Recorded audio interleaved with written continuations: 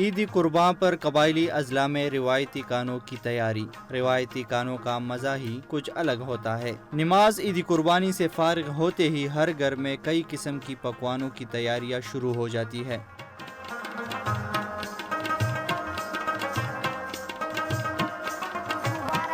ہم عید کے دنوں میں ضلع خیبر کی مشہور خوراک اریتا، پٹی تیگے اور روش کھاتے ہیں۔ قبائلی علاقے کے لوگ عموماً گوشت کھانے کی زیادہ شوقین ہوتے ہیں۔ انتہائی سادہ مگر مہارت سے تیار کی گئی روایتی کھانے جیسے مٹن کڑھائی، اریتا اور پٹی تیگے لنڈی کوتل کے خاص پکوان ہیں۔ لنڈی کوتل کے لوگ عیدوں پر اکثر باربیکیو، کڑاہی، روش پکاتے ہیں جو یہاں کے مشہور خوراکیں ہیں۔